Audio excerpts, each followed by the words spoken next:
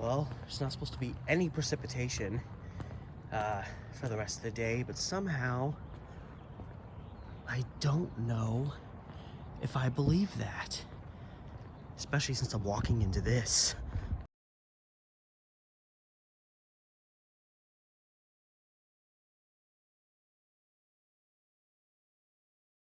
Hey everybody, it's Steve, and hi, I'm not gonna get used to this look, but it works for me while my hair's long, and as the weather gets warmer, wearing my wool cap is just gonna make me sweaty and itchy. And so I'm gonna kind of be rocking a look kind of like that, especially when I'm like today. I'm ultimately gonna make my way to work because I work tonight because I have my job back. Had it back for a couple of days. Mind you, I'm recording this a month early.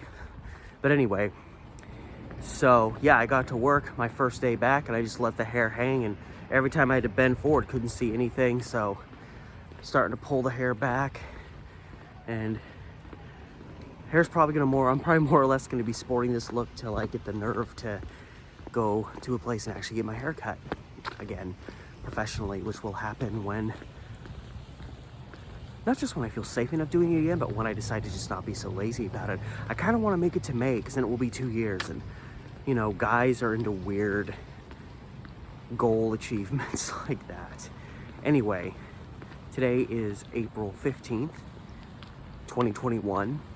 And therefore, as always, another day, another story. But before we get to that, of course, as always, remember, like, share, subscribe to the channel, hit up my Patreon. If you want to help me out that way, I'm always posting new stuff to give you bang for your buck, and these are all things that help my little channel grow. The link to my Patreon is in the description below, as well as the links to my Instagram and Facebook pages closely related to the content that I'm posting both here, as well as my primary YouTube channel, Steve the Amateur Historian. If you haven't subscribed there yet, giddy up, get over there. So today's little article I found, it was already short enough, and then I read through the whole thing and realized it's actually 3 stories. So the whole story that I'm covering, that I thought was going to at least be a little bit of an article, is really like a couple sentences.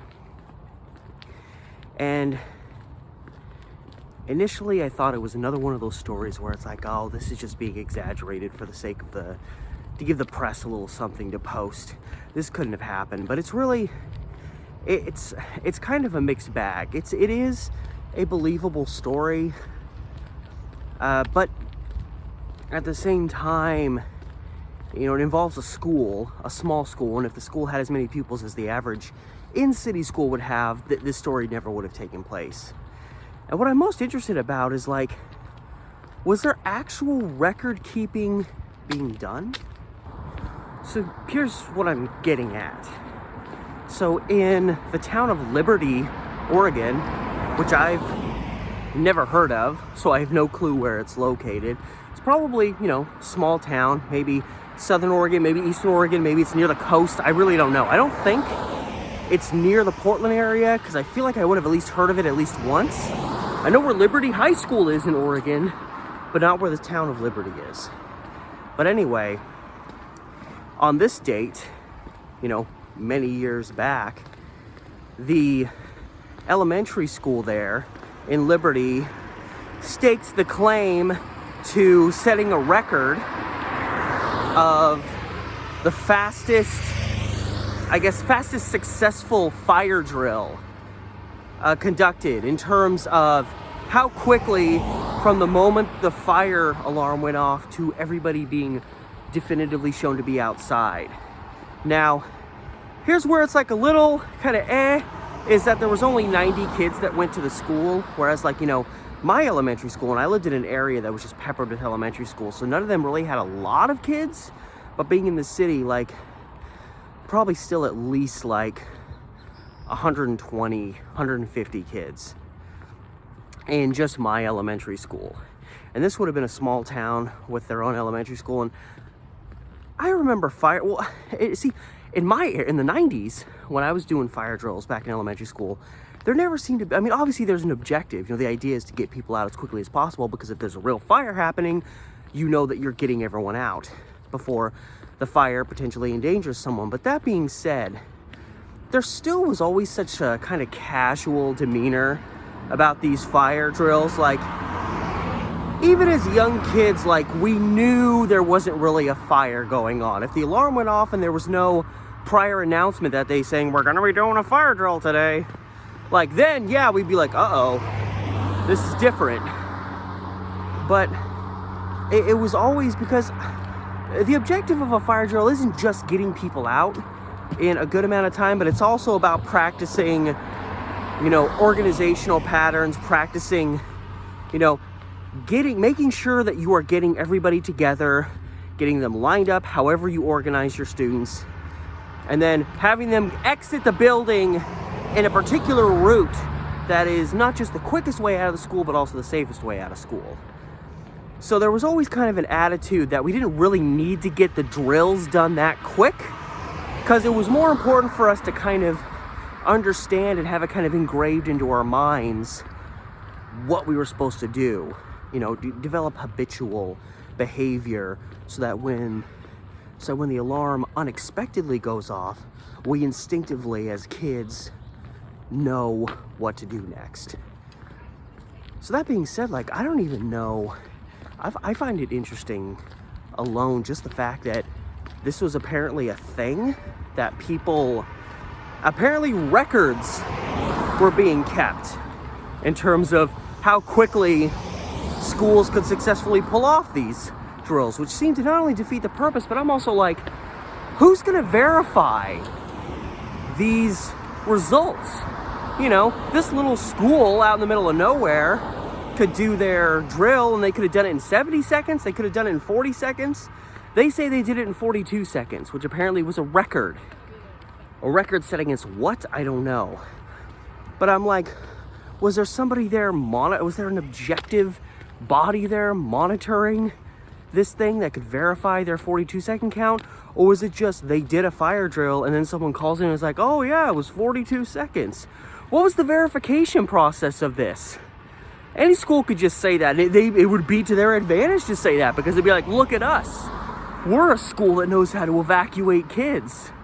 So it's a story that, you know, like some of these other stories that are kind of exaggerations, they're just kind of there to get people's attention, be like, oh, that's odd. You know, it could be just one of those kind of stories. So I'm like, I don't see any verification to prove that these kids actually evacuated that quickly. And it was like in my school, we were way down the opposite end of this long building. We had to exit the room and then go the full length of the building to exit out this way. So it took us probably 42 seconds just getting from the exit to our room to the exit of the building. And then you have to add on the like acknowledgement of the fire alarm, everybody getting up, everybody getting into order, and then officially everybody out and a good distance away from the school. And then when all the classes have done that, that's when you acknowledge that the fire drill is officially done and how long it took. When I was in school, nobody was actually testing the time. I never saw anybody out there with like a stopwatch, like, come on kids, we gotta be tops. So it's a very interesting little story, and it really doesn't jibe well with my personal experience. Granted, we're talking about instances of the same thing that happened decades apart, but still, where's the verification? I want to know. So what do you think? I just had to put my phone away for pretty much my whole walk here, because it was supposed to be a lick of rain today. It started downpouring and hailing on me. So I had to tuck my phone away in my bag, flip my hoodie up, and just drag my way through it. But I'm still gonna find a way to get this video done before my work shift starts. So what do you think? Am I in the minority here in terms of like, when you did, if you even remember your fire drills when you were in elementary school, do you remember them? Anybody actually like keeping track of the time, reporting the time, how long it took? I have no memory of that ever happening. So I don't think it did. And, you know, there's different stuff. Like my elementary school, there was a primary wing and an intermediate wing. Primary wing was K through 3, intermediate wing was 4th through 6th. And the primary wing was at a high elevation, whereas the intermediate wing was at a lower elevation. So you had people evacuating way up here on their fire drill, and then the older kids were getting evacuated way down here. What I'm getting at is, how did they, you know, because you have to get everybody out there, then you have to go and check around to make sure everybody's actually there, and only then can you verify that everybody's made it outside in time. So how could you really come up with a definitive time in terms of how long it took? Because the exact moment that everybody's outside, they're probably not going to be done checking everything to make sure that everyone's actually outside. So how are they going to know for dead certain exactly how long a fire alarm takes? I don't know if I'm explaining that very well, but hopefully that makes sense to you. I don't know. But it was another one of those stories that was both interesting and it just seemed like something that couldn't be real. Well, everyone, I'm all clean shaven now. Obviously, this is being filmed on a different day than the rest of this video was. But that's the story of this bizarre little, record that was maybe set. Maybe they were just making it up to get some clout for the school. Who knows? But I just want to thank you, as always, for watching today's video. And remember, as always, if you want to help my little channel blossom like a flower or like a Valentine stuffed animal, whatever your motive, remember to like, share, subscribe, hit up my Patreon if you want to help me out that way. I'm always posting new stuff there to give you bang for your buck, and obviously you're helping me out at the same time. The link to that is in the description below, along with the links to my Instagram and Facebook pages closely related to the content that I'm producing both here, as well as my primary channel, Steve the Amateur Story. And if you haven't gone over there yet, head on over there. You won't regret it. If you like what I'm doing here, you're going to love what I'm doing over there. So all that said, one more time, thank you so much for watching today's video. This has been Steve, and I will see you tomorrow.